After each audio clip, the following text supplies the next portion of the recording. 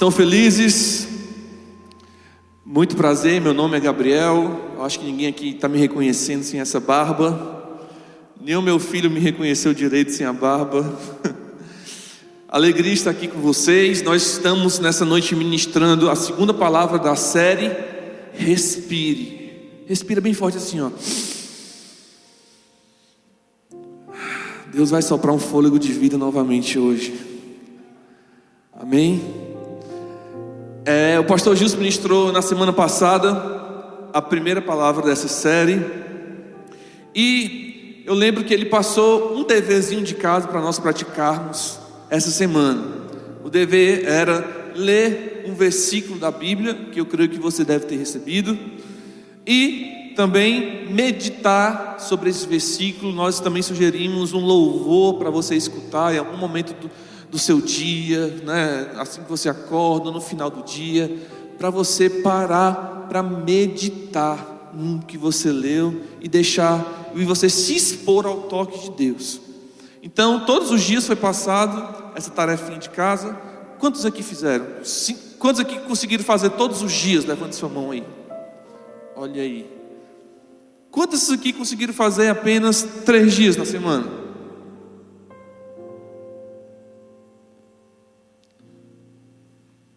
Dois dias na semana. Olha aí.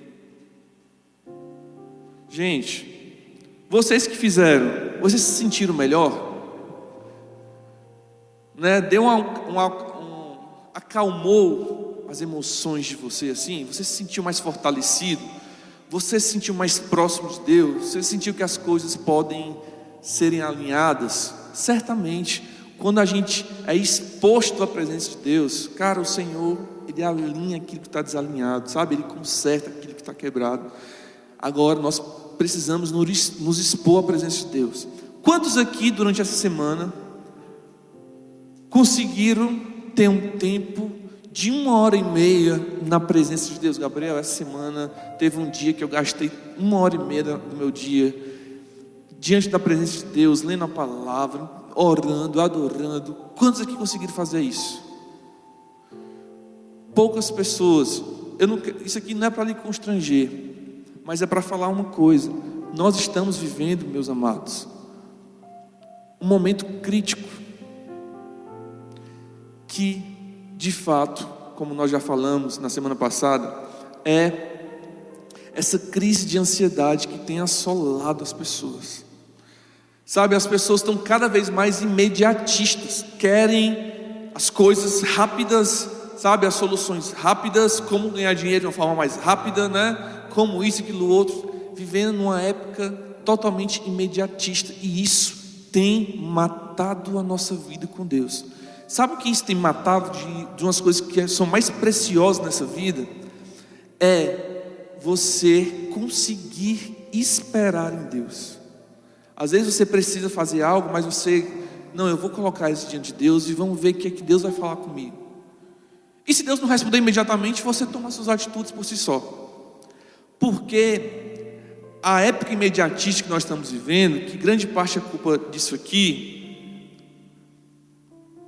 redes sociais, né? Pessoas que vivem grudadas em celular, e isso tem gerado uma crise de ansiedade grande.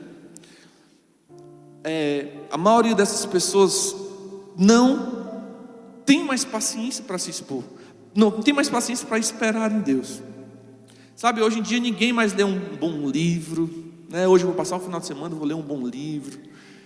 E são coisas que estão cada vez mais diminuindo na sociedade que nós vivemos, certo?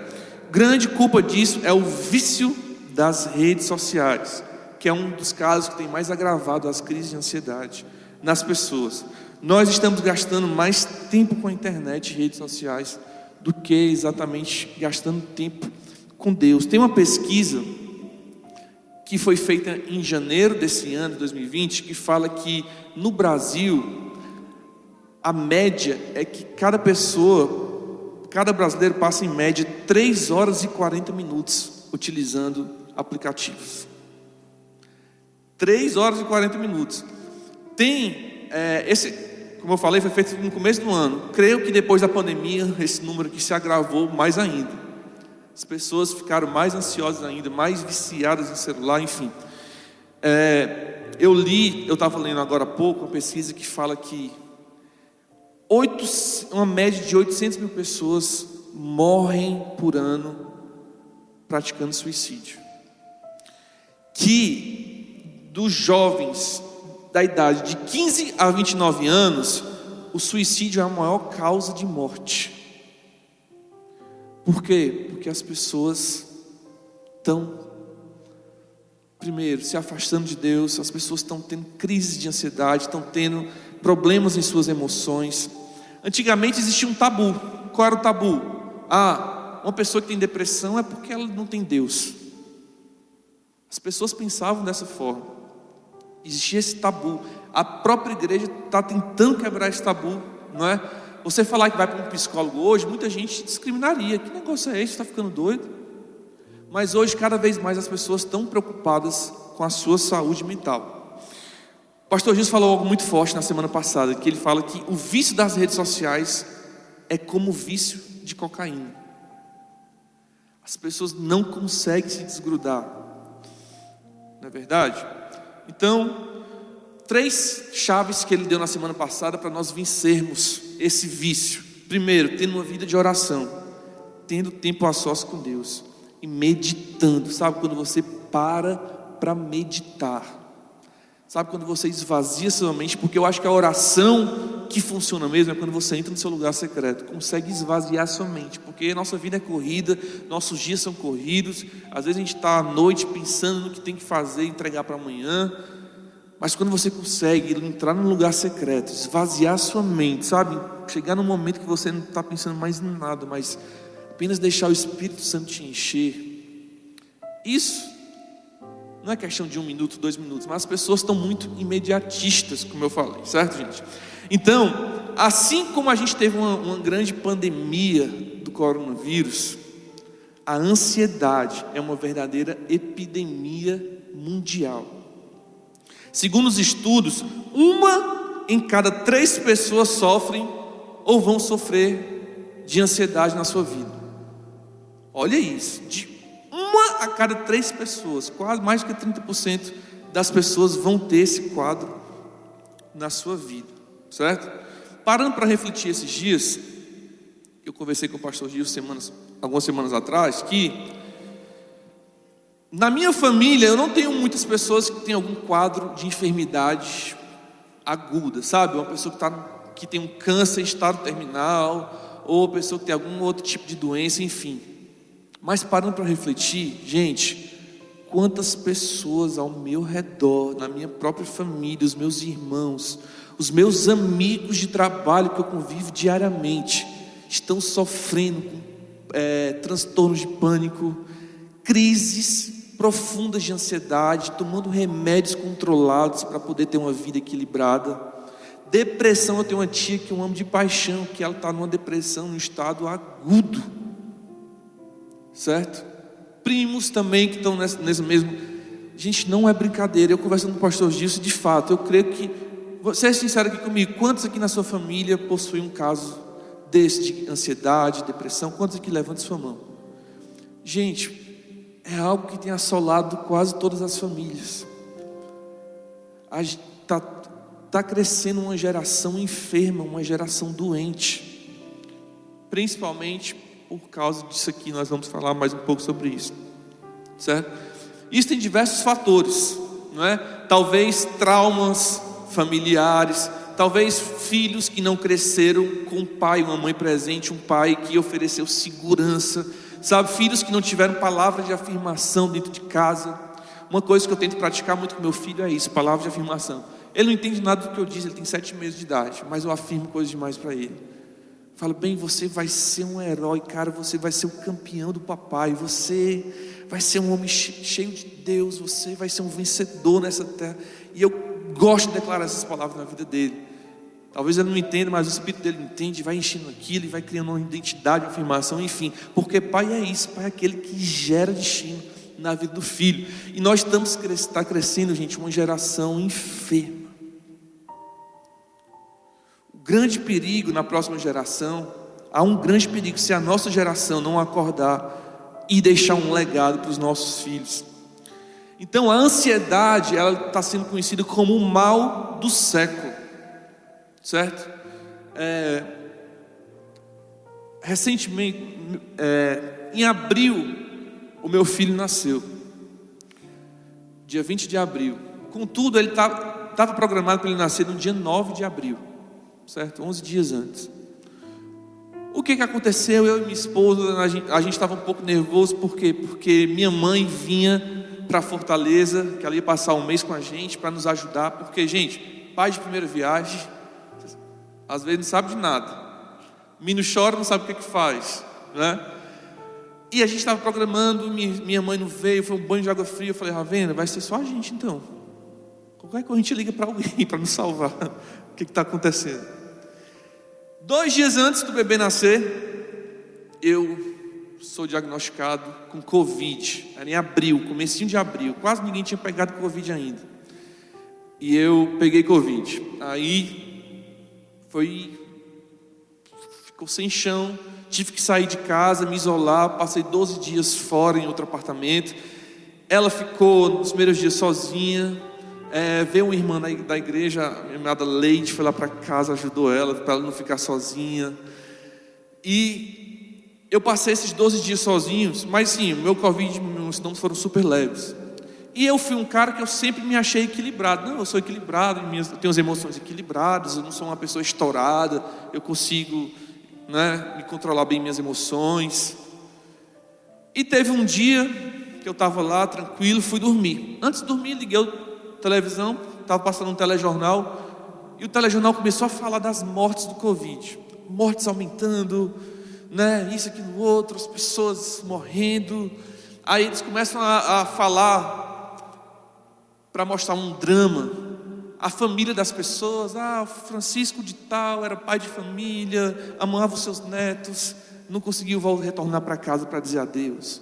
Começou umas coisas, esse drama, e eu fui começando a ficar nervoso com aquilo, começando a ficar nervoso, o coração acelerou, e eu comecei a puxar o ar, e não me senti satisfeito. Falei: meu Deus, será que eu estou com falta de ar? E puxando o ar, e não satisfeito, e eu, meu Deus, eu creio que não era uma crise pulmonar por causa do Covid, não. Certamente foi algo emocional, porque eu fiquei nervoso. Eu comecei a experimentar naquele momento uma crise de ansiedade, algo que eu nunca tinha passado antes. Eu, o cara que me intitulava super equilibrado. Gente, e naquela noite eu não consegui pregar o olho. Eu lembro que 3 horas da manhã eu liguei para uma tia minha, mulher de Deus, e ela começou a orar por mim, né, para me tranquilizar, e eu recebendo amém. Aí desliguei, tentei dormir novamente, não conseguia. Mas ali pela primeira vez eu experimentei uma crise de ansiedade, algo que eu falei: meu Deus, eu estou sozinho aqui, se alguma coisa acontecer comigo, não sei o que, né? Meu filho vai nascer, será? E eu nervoso, porque estava com medo do meu filho nascer e eu não acompanhar o parto, porque para mim seria a pior coisa do mundo, que eu tinha gerado uma expectativa grande. Meu Deus, mas se ele nascer eu não vou poder voltar para casa, e aquilo outro, enfim. E aquilo foi me afligindo, e eu experimentei naquele dia crise de ansiedade. Isso, gente, só me fez ter compaixão das pessoas que sofrem disso, certo? Estudando um pouco sobre ansiedade, eu vi um estudo muito interessante de uma pessoa que falou sobre o hormônio ocitocina. Alguém conhece aqui esse hormônio, ocitocina? Gente, ocitocina é um hormônio, eu pesquisei no Google e fala assim, esse hormônio exerce importantes funções no organismo e nas sensações de prazer e afeto. Por esse motivo, também é conhecido como o hormônio do amor. É um hormônio que dizem que quando a mulher ela entra em trabalho de parto, ela tem um bebê, ela é tomada de ocitocina. Quando ela olha para o bebê, gerando um carinho, um afeto, um amor explosivo da mãe com aquele bebê. Isso dizem, é esse hormônio que é liberado, certo? Um pesquisador chamado Simon Sinek fala sobre uma descoberta da ciência, preste atenção nisso aqui, uma descoberta da ciência de como liberar o hormônio da ocitocina no seu corpo. E eles descobriram que uma forma de liberar esse hormônio é você realizar um ato de serviço desinteressado. Ou seja, quando você faz algo sem esperar nada em troca, certo? Então, o que a pesquisa, comprovado cientificamente, demonstrou foi isso: quando eu faço algo por alguém sem esperar nada em troca, é liberado em meu corpo esse hormônio. Você entendeu? E ele cita um exemplo que ele estava num drive-thru, numa cafeteria, pagou lá, na cabine de pagar, pagou, e ele falou assim: eu vou pagar o café desse carro que está aqui atrás de mim também. Estou com vontade, vou fazer isso. Aí chegou lá para a moça: eu quero pagar o pedido dessas pessoas do carro de trás. Aí a moça: não, tudo bem, pagou. Aí mande um recado, fale para a pessoa: eu estou pagando a sua conta, e você é muito amado e querido. E ele fala que ele saiu daquele lugar com uma sensação maravilhosa dentro dele, sabe? E aí ele entendeu: o cara foi liberado, uma carga de ocitocina em mim, eu estou me sentindo super bem. Você está entendendo o que eu estou querendo dizer aqui? Gente, isso é tão bíblico. O próprio Jesus falou: mais bem-aventurado é aquele que dá do que o que recebe. Mais bem-aventurado é dar do que receber. Seja sincero, não é hipocrisia da minha parte, amor, não me julgue. Cara, mas eu amo muito mais quando eu dou algo do que quando eu recebo. Eu amo receber presentes. Quem que não ama? É um mentiroso o cara falar um absurdo desse. Mas quando você dá, quando você gera aquela expectativa do que a pessoa vai receber, não é dar por obrigação. Poxa, eu tenho que dar um presente de aniversário para o fulano, porque no meu aniversário ele me deu, então se eu não der vai ficar, Não é isso que eu estou falando, mas é quando você faz algo de uma forma totalmente desinteressada, sem esperar nada em troca. Não é verdade? Nós, sexta-feira, ontem passado, nós tivemos o Black Friday. E eu fui no shopping, eu vou no shopping para ver se tem alguma coisa de promoção boa para eu comprar. E a minha esposa ficou em casa com o bebê e eu fui para o shopping à noite. Cheguei no shopping, vi algumas coisas legais, baratas, aproveitei as promoções de lá. Voltei para casa, cheio de sacola. Quando eu chego em casa, ela me espera lá, Eu já vejo que ela olha, sempre quando eu chego em casa, ela tem o costume de olhar para as sacolas assim logo. E eu não trouxe nada para ela. Eu não comprei nada para ela. Isso é um perigo muito grande, viu, homens? Só que a minha esposa, cara, ela é sensacional. Ela não me cobra, ela não me pede nada, sabe? Ela é super tranquila. Mas eu senti que ela tinha gerado uma expectativa. Não, ela vai trazer um presentinho para mim, Só que eu não trouxe nada. Mas trouxe só para mim. Olha o egoísmo do cidadão. Mas eu não sei se é só minha esposa, se todas as mulheres são assim também. Ela fica me marcando no Instagram, nos vestidos que ela acha bonito e gosta. É só ela que é assim? A sua também não, Pedro? Eu não sei qual a intenção disso aí, gente. Mas eu olho lá no meu Instagram, tá lá modas, não sei o que, vestido tal, Eu não sei o que. E ela tinha me marcado num vestido que ela gostou muito. E eu falei: você quer que eu compre para você? Não, não preciso comprar não, muito caro, deixa para lá. Tudo bem. Quando eu fui no shopping, nessa loja, não tinha um vestido lá, mas só tinha no aplicativo. Certo? E eu comprei pelo aplicativo, só que o aplicativo demora 11 dias úteis para chegar. Até hoje eu estou esperando esse bendito vestido chegar. Estou com medo de ter o Natal e ela não está usando o vestido. Aí, gente, só que ela não sabe. E por favor, está sendo gravado, Mas enfim. Por favor, ninguém vai falar isso para ela não, porque é uma surpresa, você vai acabar com o meu ocitocínio de expectativa. E ela não sabe, mas para ela está vixe, o Gabriel não comprou nada para mim, Mas, gente, eu estou com uma expectativa tão grande, mas tão grande dentro de mim, de quando esse vestido chegar, a surpresa que eu vou fazer. Eu acho que eu vou embrulhar num presente bonito. Aí eu acho que eu vou botar o presente no colo do Benjamin, nosso filho, para ele entregar para a mamãe. Sei lá, eu estou com expectativa doida para ver a reação dela. E eu tenho certeza que isso está me fazendo muito mais feliz, com muito mais expectativa do que os presentes que eu comprei para mim, ou dos presentes que porventura eu posso ganhar. Porque é uma verdade, gente, dar é melhor do que receber. não é? Viu, maridos? Isso é tão bíblico que eu quero ler mais um versículo com você sobre isso. Está lá em Filipenses capítulo 4, no versículo 6. Fala assim, ó. Aqui Paulo está escrevendo aos Filipenses e está falando, ó, não estejais inquietos por coisa alguma. Esse inquieto você pode traduzir, não estejais com medo, não andeis ansiosos por coisa alguma, sabe? Não ande apressado, cara, confia, para. Paulo está falando, não estejais inquietos por coisa alguma. Antes, as vossas petições sejam em tudo conhecidas diante de Deus, pela oração e súplicas com ação de graças. Gente, isso aqui é uma chave que a Bíblia nos dá para nós vencermos a ansiedade. Primeiro ele fala, não andeis ansiosos, não fique andando com medo, inquieto. Depois ele fala como eu fazer para não andar dessa forma, né? Aí Paulo fala, ó, antes as vossas petições sejam em tudo conhecidas diante de Deus pela oração e súplicas. Então o primeiro ponto, meu lindo, não andeis ansiosos, inquietos. Cara, joga tuas petições para Deus através de oração e súplica. Vai orar, vai suplicar. Senhor, está aqui o meu estado, estão aqui minhas emoções. O Senhor me conhece. O Senhor pode fazer aquilo que eu não posso fazer.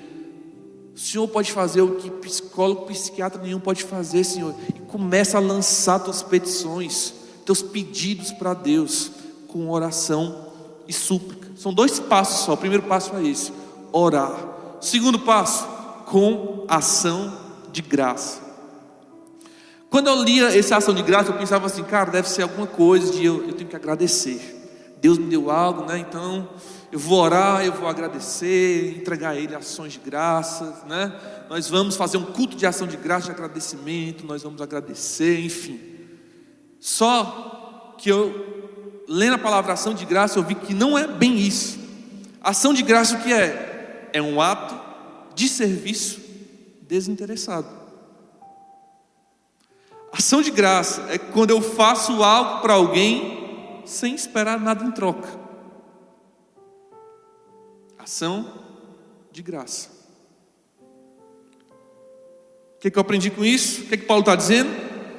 Quando você orar diante de Deus, jogando as suas petições, pedindo a Ele, e você servir o seu próximo, e você fazer algo para alguém sem esperar nada em troca, cara, isso vai te curar, isso vai te livrar da ansiedade.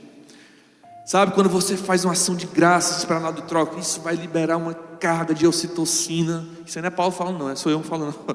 Vai liberar uma carga de ocitocina na sua vida, que você vai andar feliz, satisfeito. Isso vai te ajudar a vencer a ansiedade na sua vida. Quantos que estão entendendo? Você está entendendo? Então, igreja, eu quero te desafiar a nessa semana você praticar essas 2 coisas. Primeiro, orar, suplicar diante de Deus. E segundo, viver servindo o próximo. Sabe, fazer uma atitude de ação de graça, uma atitude, um ato totalmente desinteressado por alguém. E você vai ver que isso vai te ajudar, isso vai te dar uma descarga de alegria dentro de você. Por quê? Porque você foi criado para isso. Nós fomos criados para fazer a boa obra. Efésios capítulo 2, versículo 10. Porque somos feitura sua, criados em Cristo Jesus para o quê? As boas obras, as quais Deus preparou para que andássemos nela. Nós fomos criados. Gente, por isso que quando você está servindo a Deus, você se sente tão bem. Você podia estar fazendo qualquer outra coisa, sabe? A gente fica imaginando, porque tem gente que chega aqui na igreja cedo para arrumar isso. A gente fica ali cuidando das crianças, as crianças te descabelando todinha, te sujando, e as tias lá super felizes, né? As pessoas que cuidam da estrutura, enfim, você que às vezes cheio de problema dentro de casa, mas você sai para fazer discipulado, para ir para uma célula, para servir. Por quê? Porque nós somos criados para fazer a boa obra. A boa obra é isso, são atos desinteressados, no qual eu não espero nada em troca. Sabe, eu não estou servindo a Deus para Deus me amar. Não, Ele já me amou primeiro. Nós o amamos porque Ele nos amou primeiro. Então sempre vai ser uma reação da nossa parte. Está entendendo ou não? Amém? Então, meus amados, tarefinha de casa, 2 coisas: ore a Deus, coloque diante de Deus as suas emoções, as suas crises, o que for. Segundo, pratique ações de graça. Isso vai te ajudar a não andar ansioso, inquieto por coisa alguma, amém? Quando eu era mais novo, minha avó tinha uma casa de praia lá no Icaraí. E gente, eu tenho vagas memórias dessa casa de praia, certo? Para mim era uma casa enorme, com uma varanda enorme, no qual existia um quintal gigantesco, cheio de árvores, uma floresta, né? Enfim, tudo muito grande. Essa é a vaga memória que eu tenho da minha família brincando lá, enfim. Eu era muito pequeno mesmo. Quando foi alguns meses atrás, eu estava indo para o Cumbuco com minha avó e ela falou: meu filho, vamos passar lá naquela casa para a gente ver como é que está, né? Se ainda está lá, aquela casinha. Vamos, vozinha, a senhora lembra como é que faz? Lembra, dobra aqui, pronto, eu fui, que era caminho. Quando eu cheguei lá, gente, foi uma frustração grande, porque era uma casa pequena, uma varanda, seu Salles, bem mais reduzida, muito menor do que eu lembrava na minha infância, né? A floresta que tinha no quintal era apenas um pedacinho de areia, casa pequena, enfim, foi uma frustração grande. Me arrependo até de ter ido para resguardar as memórias antigas. Mas por que eu estou falando isso? Porque toda criança, quando ela enxerga o mundo como se o mundo fosse gigantesco. Meu filho, ele é pequenininho, ele tem 71 centímetros, ele deve me enxergar, o meu pai é o... né? Ele deve olhar para a casa dele e pensar: eu moro numa mansão enorme. Toda criança, ela tem essa visão. Eu escutei de um pai, ele falou uma história que me tocou demais com a filha dele. A história é o seguinte: ele disse que um dia ele estava no quarto, a filhinha dele acordou, não sei, só que não viu ele e a porta estava fechada. E a filha então correu para a porta e ficou tentando pulando para pegar a maçaneta, mas não conseguia pegar a maçaneta, porque ela era pequenininha demais, ela não alcançava. E ele ficou olhando e se perguntando: meu Deus, por que ela está tão tranquila assim, né? Será que ela não... É a pergunta que veio na cabeça dele: por que ela não se desespera ao olhar para a maçaneta da porta, saber que não consegue alcançar e pensar: caramba, nunca mais eu vou conseguir sair daqui, eu vou morrer aqui dentro, porque a porta está fechada, eu não consigo alcançar a maçaneta, e não tem ninguém para me ajudar, né? Aí ele fez outra pergunta: por que ela estava tranquila diante daquela porta fechada, do qual ela não conseguia abrir? Por que ela estava tranquila? Ela não estava desesperada, certo? E aí ele entendeu que ela estava tranquila porque ela acreditava em 3 coisas. E ele citou essas 3 coisas. Primeiro, ela acreditava que ela tinha um pai, por isso que ela não se desesperou. Segundo, ela acreditava que o pai dela era gigantesco, e ele é grande e ele conseguia alcançar a maçaneta. Terceiro, ela acreditava que o pai a amava e ele abria as portas para ela. Isso que não deixou aquela criança se desesperar naquela situação de prisão. Você entendeu? Claro que a ansiedade, ela tem diversos fatos geradores, diversos motivos, mas um motivo forte, gente, que tem levado as pessoas a viver crise de ansiedade e não conseguir sair dessas crises, é a falta de fé, é a incredulidade, certo? Mas você me pergunta: mas Gabriel, como é que eu posso fazer para vencer isso? Eu quero usar esse exemplo dessa menininha para falar 3 coisas, 3 chaves que está na palavra, que pode nos ajudar a vencer as crises emocionais da nossa vida. Primeiro, você precisa saber, acreditar que Deus existe. Amém? Hebreus capítulo 11, versículo 6 fala assim: ora, sem fé é impossível agradar a Deus, visto que aqueles que se aproximam de Deus, é necessário crer que Ele existe e que Ele é galardoador dos que o buscam. Então, você precisa ter essa convicção na sua vida: Deus existe, eu não estou só. Gente, se você não acreditar que Deus existe, é como se você estivesse diante de uma porta que você não alcança a maçaneta, e você sabe que não tem ninguém que alcance também. Deve ser de fato, não é verdade? Algo angustiante. Você está num canto que sabe que você não consegue sair, não tem ninguém para te ajudar a sair daquele lugar. Deve ser desesperador. Mas a partir do momento que você acredita que tem alguém que pode abrir essa porta para você, que existe alguém que pode fazer isso já começa a te dar esperança, não é verdade? Então, o primeiro ponto, você precisa crer que Deus existe. Amém? Mas somente crer que Deus existe não vai resolver o problema. Tantas pessoas creem que Deus existe, tantas pessoas têm essa crença forte, tantas pessoas vão para a igreja regularmente, semanalmente, participam de uma célula, enfim, mas ainda tem esses problemas, não conseguem vencer esses problemas. Segundo ponto, não adianta só crer que Ele existe, você também precisa crer que Ele é todo-poderoso. Aí que está. Por quê? Porque muitas pessoas creem em Deus, mas não têm fé para crer que Ele pode resolver um problema. Muitas pessoas creem em Deus, mas não têm fé que Ele pode resolver uma enfermidade que você passa, enfim. Sabe, crê em Deus, eu vou passar a eternidade com Ele, amém. Cara, mas você não tem, sabe, não experimentaram, não viveram essa fé de saber que é um Deus de milagres que pode fazer algo impossível acontecer. Então, não creem que Ele consegue alcançar, sabe, pessoas não creem que Ele consegue alcançar as maçanetas da vida que nós não conseguimos, não tem essa crença, não tem essa fé, que Ele consegue abrir as portas que a gente não consegue abrir. Então, meu amado, primeira coisa, você precisa crer que Deus existe. Segunda, você precisa crer que Ele é poderoso, que Ele é todo poderoso, que todas as coisas se submetem a Ele. O que é difícil para Deus? Não é? Mas mesmo assim, mesmo crendo que Ele existe, que Ele é todo poderoso, muitas vezes, muitas pessoas ainda têm sofrido essas crises emocionais. Por isso quero falar a última coisa. Além de tudo isso, você precisa crer numa terceira coisa: acreditar que Ele te ama e que Ele é o seu Pai. Isso aí é o mais importante. Os discípulos chegaram para Jesus meio confusos e falaram: Jesus, como é que nós fazemos para nos comunicar com Deus? Jesus podia falar: você tem que chegar com muita reverência, não é? Oferecer uma oferta diante dele e falar: Rei Todo-Poderoso, posso conversar com você?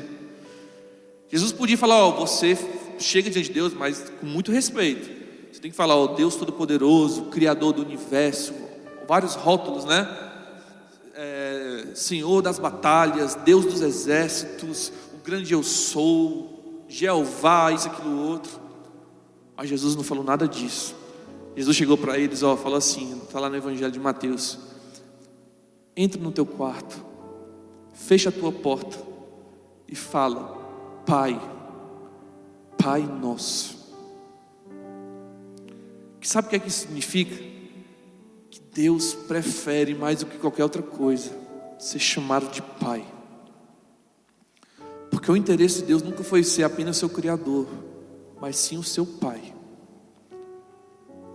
Deus não quer que você seja apenas uma criatura, Deus quer que você seja um filho, uma filha. Você está entendendo? Pai. Se você está em Cristo, a Bíblia fala que quando nós estamos em Cristo, nós recebemos Cristo, é dado um poder sobrenatural de nós sermos feitos o quê? Filhos de Deus. Eu vou te falar uma coisa, gente, eu nunca experimentei um amor tão violento na minha vida, desde que eu comecei a ser pai. Eu tenho um lema para o meu filho: eu mato e morro por ele. Eu mato e morro por ele, tranquilamente, sem pensar duas vezes. Tamanho amor que explodiu dentro do meu coração desde que eu vi aquela criança pela primeira vez. Isso é a paternidade. Gabriel, mas se ele fizer alguma coisa errada, eu já fiz tanta coisa errada diante de Deus. Gente, meu filho faz xixi em cima de mim quase todo dia. Eu vou dar banho nele, eu só sinto uma água bem quentinha aqui na minha barriga. Entre outras coisas, uma vez eu peguei ele, comecei a brincar com ele, quando eu fui ver, eu já estava cheio de cocô aqui que vazou da fralda dele. Pode cortar isso aí, meu amado. Mas por quê? Cara, nada. Sabe o que eu faço? Eu começo a rir quando eu vejo isso. Eu acho graça. Ravina, olha aqui, filma aí. Por que eu estou falando isso? Cara, porque às vezes a gente pensa que a gente peca e Deus está chateado. Poxa, Deus ficou bravo comigo. Deus não quer mais me receber de volta. Fiz xixi na cara dele. Vixe, Deus... Cara, Ele é pai, Ele não é padrasto. Nada do que o Benjamin fizer vai fazer que eu ame ele menos. Nada do que ele fizer vai deixar esse meu lema: eu mato e eu morro por ele tranquilamente. Porque isso é um amor de pai. E você precisa, para vencer essas crises emocionais, esses problemas emocionais, essa depressão, essa crise de ansiedade, síndrome do pânico, o que for, você precisa crer que Ele é pai e que Ele te ama. Que Ele não está bravo com você porque você está fraco nas suas emoções. No livro de Hebreus fala que Ele olha para as nossas fraquezas e Ele sente compaixão de nós. Amém? Ele olha para as nossas fraquezas e Ele sente compaixão. Então o seu Pai te ama. Amém, gente? O último versículo que eu quero ler com você está lá em Lucas capítulo 12, versículo 32. Fala assim, ó: não temas, ó pequeno rebanho, porque a vosso Pai agradou dar-vos o reino. Esse versículo fala tanto de 3 descrições de Deus. Primeiro, não temas. Deus está falando assim, cara, não tem medo. De novo, estou falando de ansiedade, né? Porque a palavra fala, não tenha medo, não temas, não andeis inquietos. Por quê? Ó pequeno rebanho. Ó pequeno rebanho. Se Ele está nos chamando de rebanho, é porque Ele é o nosso pastor. E nós somos ovelhas do seu pasto. Nós somos ovelhas do seu rebanho. Ele é o nosso pastor. Salmos 23, versículo lindo, conhecido: o Senhor é meu pastor e nada me faltará. Mas sabe de uma coisa? Eu amo e eu prefiro o versículo, a tradução que fala: o Senhor é meu pastor e de nada eu sinto falta. Por quê? Porque Ele me é completamente, unicamente, exclusivamente suficiente. E eu não preciso de mais nada. A sua presença me basta, o seu amor me completa. E eu não preciso de qualquer outro amor nessa terra, tendo dele, me completando, me preenchendo. O Senhor é meu pastor e de nada eu sinto falta. Ele é o nosso pastor. Por último, porque ao pequeno rebanho, porque o vosso Pai, por último não, porque o vosso Pai, Ele é o nosso Pai, como eu já disse, Ele não é padrasto, Ele é Pai. Agradou dar-vos o reino. Ele é o nosso Rei. O Senhor é o nosso pastor, Ele é o nosso Pai, Ele é o nosso Rei. A quem eu temerei? Eu te pergunto, a quem eu temerei? Amém, gente?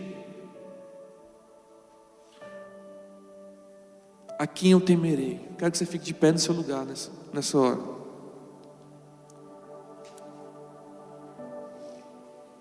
E eu quero te falar uma coisa. Para você conseguir vencer os problemas emocionais, que seja sincero, você deve ter. Eu tenho e eu preciso lutar contra isso também.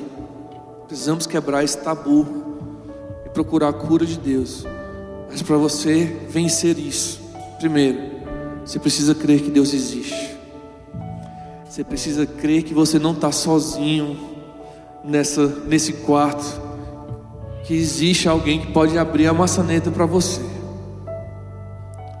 Segundo, você precisa crer que Ele é todo poderoso, que Ele pode fazer infinitamente mais do que tudo que pedimos, pensamos ou imaginamos, segundo o seu poder que opera em nós. Ele é poderoso. O que é difícil para o Criador dos céus, da terra, do universo?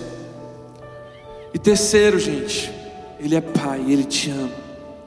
Você não é órfão, você tem um Pai. Sabe, qualquer problema emocional que você tem, Deus, seu Pai, é o mais interessado em resolver. Você precisa se derramar diante dEle, crendo que Ele existe, crendo que Ele é todo poderoso. e crendo que Ele é o seu Pai e que Ele te ama, feche seus olhos onde você está.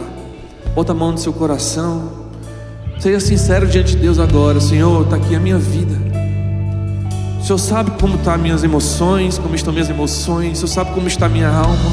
O Senhor sabe o que tem me afligido. O Senhor sabe o que tem me feito chorar. O Senhor sabe o que tem me feito andar inquieto, ansioso. Oh Deus, mas eu sei que o Senhor não está bravo comigo por causa disso.